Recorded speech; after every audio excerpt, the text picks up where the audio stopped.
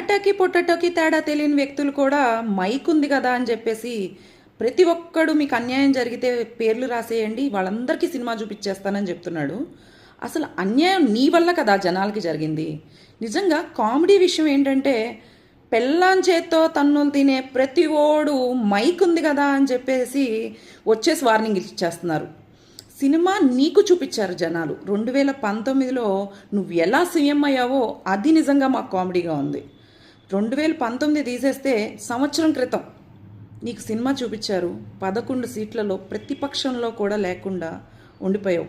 స్కీములు స్కాములు అని చెప్పి ఏయో మాట్లాడి ముసలి కన్నీళ్ళు నడుస్తూ ఎక్కడ శవం దొరికిద్దా శవయాత్ర చేద్దాము, లేకపోతే నవ్వుకుంటూ వెళ్ళి వాళ్ళని బాధలో ఉన్న వాళ్ళని వెక్కిరిద్దాము అని చూసే నీలాంటి వాడికి నిజంగా ఈడీ త్వరలోనే సమాధానం చెప్పబోతుంది.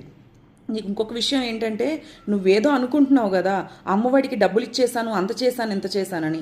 నువ్వు అమ్మఒడికి ఇచ్చింది 19,600 కోట్లు అయితే నువ్వు నానబుడ్డి ద్వారా దోచుకుంది 66,400 కోట్లు.